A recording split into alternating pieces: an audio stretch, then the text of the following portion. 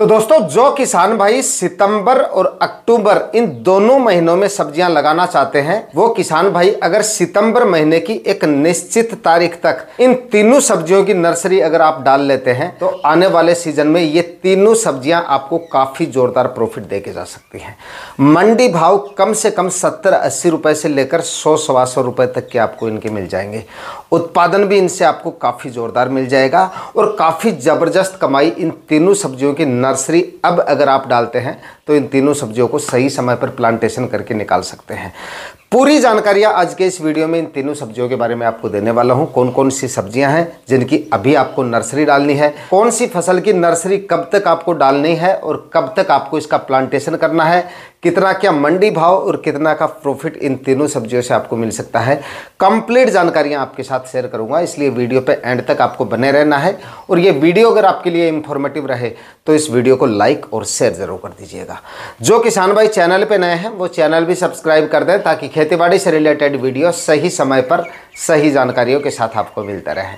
नमस्कार दोस्तों, मेरा नाम है सुरेश और आप देख रहे हैं खेत किसान झुंझुनू। तो दोस्तों, फिलहाल जो है ना लगभग किसान भाइयों के जो प्लॉट हैं वो खाली नहीं है। कुछ ना कुछ फसलें उनमें लगी हुई हैं, कुछ किसान भाइयों ने सब्जियां लगा रखी हैं और कई सारे क्षेत्र ऐसे हैं जहां पे बारिश वगैरह भी हो रही है। आप में से काफ़ी किसान भाइयों के कमेंट वगैरह भी आ रहे थे कि फिलहाल ज़मीन अगर आपकी खाली नहीं है तो फिलहाल आपके पास में एक शानदार मौका है। फिलहाल आप इन तीनों सब्जियों की नर्सरी डाल सकते हैं। जब तक आपकी ये नर्सरी तैयार होंगी तब तक आपके प्लॉट वगैरह भी खाली हो जाएंगे और उसके बाद में एक सही समय पर आपकी जो नर्सरी है वो प्लांटेशन के लायक होगी। उस समय पे आपके प्लॉट वगैरह भी खाली हो जाएंगे और सब्जियां लगाने का एकदम सही समय भी आ जाएगा। उस समय पे जब आपकी सब्जियां तैयार होंगी तो भाव भी जोरदार मिलेंगे और लंबे समय तक आपको उनसे उत्पादन मिलता रहेगा। काफ़ी जोरदार उत्पादन और काफ़ी जोरदार मंडी भाव इन सब्जियों से आपको मिलेगा। पहले नंबर की जो हमारी सब्जी फसल है वो है ब्रोकली की खेती। फिलहाल किसान भाई ब्रोकली की जो नर्सरी है वो डाल सकते हैं और ब्रोकली के जो मंडी भाव है वो काफ़ी ज़ोरदार किसान भाइयों को मिलते हैं। मतलब कम से कम 60-70 रुपए से लेकर और कुछ एक मंडियों में तो 100 रुपए तक भी इसके मंडी भाव पहुंच जाते हैं।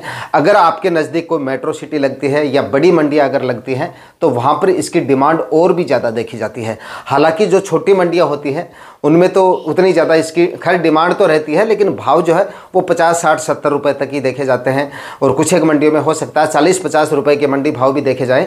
लेकिन जो मेट्रो सिटी वगैरह है वहाँ पर 100 रुपए तक के मंडी भाव भी इसके चले जाते हैं और अगर थोड़ी अगेती आपकी फसल हो जाती है तो हाईएस्ट मंडी भाव इसके आपको मिल जाते हैं। इसकी खेती करना भी कोई ज़्यादा मुश्किल नहीं है। जिस तरीके से आप फूल गोभी, बंद गोभी वगैरह की नर्सरी तैयार करते हैं, उसकी खेती करते हैं, उसी तरह से आप इसकी खेती कर सकते हैं।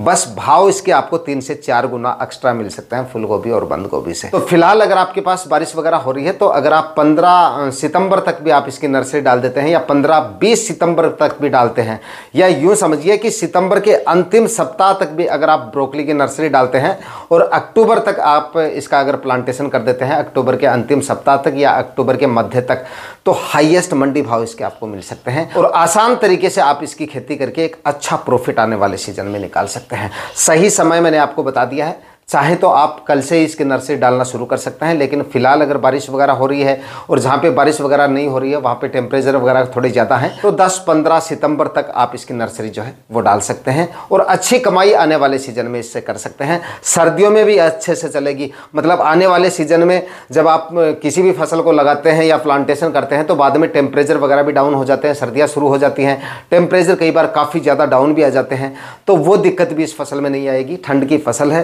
कितने भी टेम्परेचर डाउन हो, कितनी भी सर्दियां पड़े, अच्छे से इससे आपको उत्पादन जो है वो मिलता रहेगा। ब्रोकली की अगर आप नर्सरी डालना चाहते हैं तो खेत के किसी ऊंचे स्थान का चयन करें और बारिश वगैरह होने के आसार हैं आने वाले दिनों में आपके क्षेत्र में तो बेड बना के आप इसकी नर्सरी डालें। अदरवाइज क्यारी से भी अब आप इसकी नर्सरी आने वाले दिनों में अगर आप डालना चाहते हैं तो क्यारियां बनाकर भी आप इसकी जो नर्सरी है वो डाल सकते हैं। 2-3 परात एक क्यारी में सड़ी हुई अच्छी तरह से कंपोस्ट हुई गोबर की खाद आपको डालनी है और अगर भेड़ बकरियों की खाद मिल जाती है, थोड़ी पुरानी खाद है, तो उसको बारीक करके वो डालेंगे तो नर्सरी में वो बहुत अच्छे से काम करती है, तो वो खाद भी आप डाल सकते हैं। करीब 2 kg के आसपास आप जो है वो एक क्यारी में, जिसकी जो क्षेत्रफल है क्यारी का वो लगभग 20 फुट लंबाई और 10 फीट चौड़ाई, ऐसे क्षेत्र में करीब 2 kg के आसपास आप जो है DAP खाद का इस्तेमाल करें। यूरिया वगैरह आपको डालने की जरूरत नहीं है कि नर्सरी वगैरह अगर आप डालते हैं तो उनमें यूरिया खादों का इस्तेमाल आपको नहीं करना चाहिए। ये खाद उर्वरक डाल दीजिएगा, उसके बाद में आप इसकी नर्सरी डाल के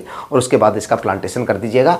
ब्रोकली की खेती में काफ़ी किसान भाई नए भी होंगे तो थोड़ा सा लगाने का तरीका भी मैं आपको बता दूं। अगर आप ब्रोकली का जब आप प्लांटेशन कर रहे हैं तो सबसे पहले तो खेत में आप करीब 4 से 5 ट्राली अच्छी तरह से कंपोस्ट हुई गोबर की खाद आप डालें, ताकि बेहतर उत्पादन आपको मिल सके और जो फूल की क्वालिटी है वो भी आपको काफ़ी अच्छी मिल सके और फूल का वजन जो है वो भी आपको काफ़ी अच्छा मिलेगा।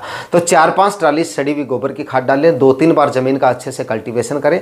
उसके बाद फ्लैट सरफेस पर भी आप इसका प्लांटेशन कर सकते हैं, क्यारियाँ बना के भी आप इसके प्लांटेशन जो है वो कर सकते हैं, या फिर बेड बना के भी इसकी खेती की जा सकती है। फ्लैट सरफेस पर अगर आप प्लांटेशन कर रहे हैं तो प्लांट से प्लांट का डिस्टेंस 1.5 फीट और लाइन से लाइन का डिस्टेंस भी आपको 1.5 फीट ही रखना है। इस तरीके से आप इसका प्लांटेशन जो है वो कर सकते हैं। प्लास्टिक मल्च वगैरह की इसमें ज़रूरत नहीं है, खरपतवार आपको निराई गुड़ाई करके जो है वो हटा देना है। बाकी प्लास्टिक मल्च वगैरह का खर्चा आपको इसमें करने की ज़रूरत नहीं है। मतलब एक नॉर्मल से खर्चे में अच्छी कमाई आने वाले सीजन में किसान भाई ब्रोकली की खेती से कर सकते हैं। इसके बाद में दोस्तों बात करते हैं अगली नर्सरी के बारे में, और वो है हरी मिर्ची की नर्सरी। इस समय पे किसान भाई हरी मिर्ची की नर्सरी भी डाल सकते हैं। इसकी नर्सरी आपको डालनी है सितंबर के अंतिम सप्ताह तक। इसमें आपको ज़्यादा जल्दबाजी करने की ज़रूरत नहीं है। 25-30 सितंबर के आसपास जो है आप इसकी नर्सरी डाल सकते हैं, या और लेट करना चाहते हैं तो आप अक्टूबर के पहले सप्ताह तक भी आप नर्सरी जो है वो डाल सकते हैं, क्योंकि कई क्षेत्रों में बारिश वगैरह हो रही है तो आपको ज़्यादा मतलब रिस्क लेने की ज़रूरत नहीं है। जब बारिश ख़त्म हो जाए और मौसम एकदम से खुल जाए तब आप इसकी नर्सरी जो है वो डाल सकते हैं, क्योंकि इसमें हमें इतनी ज़्यादा जल्दबाजी की आवश्यकता नहीं है। अक्टूबर के पहले सप्ताह तक भी अगर आप इसकी नर्सरी डालते हैं तब भी आपसे मिर्ची के जो भाव हैं वो आपको काफ़ी ज़ोरदार मिल जाएंगे, और उत्पादन भी खैर वास्तव में आपको ज़ोरदार ही मिलेगा। जब आपकी हरी मिर्ची तैयार होगी तो 60, 65, 70 रुपये तक के मंडी भाव उस समय पर हरी मिर्ची के आपको मिल सकते हैं।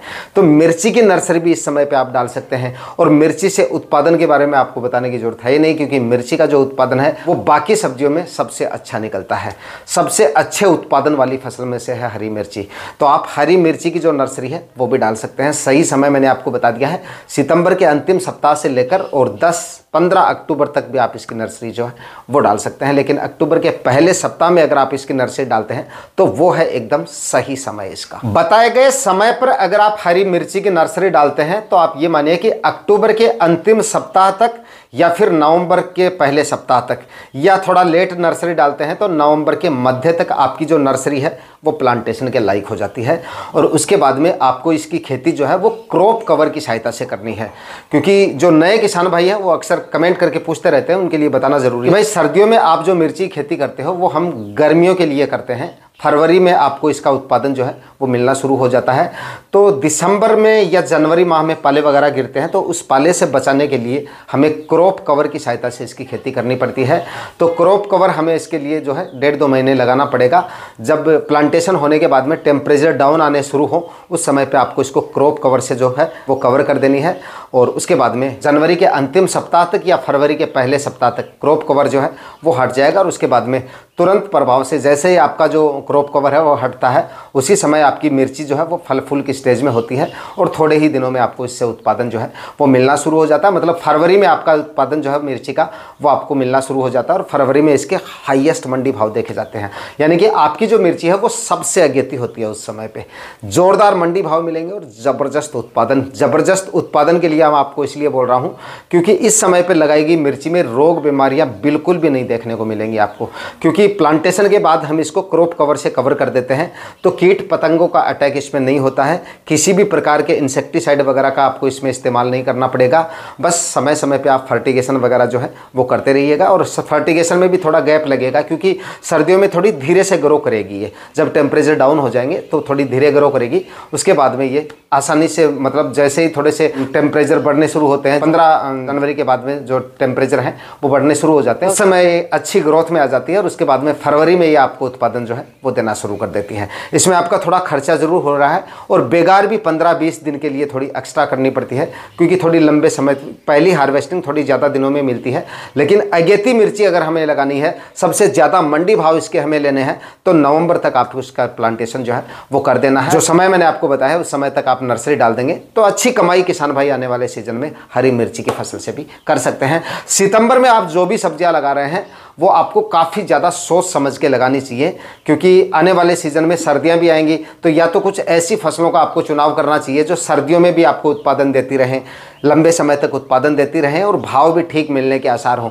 ऐसी फसलें लगा रहे हैं तो अच्छी बात है, अदरवाइज़ आपको अब जो है अगेती सब्जियों की तरफ जाना चाहिए। तो अगेती सब्जियां अगर आप अक्टूबर नवंबर में लगाते हैं तो उनसे ज़ोरदार कमाई आने वाले सीज़न में हम जो है वो कर सकते हैं। या फिर सितंबर में अगर आप सब्जियां लगा रहे हैं तो छोटी अवधि की फसलें लगानी चाहिए, बिल्कुल छोटी अवधि की, जो 40, 45, 50 दिन में जो है प्लॉट खाली हो जाए।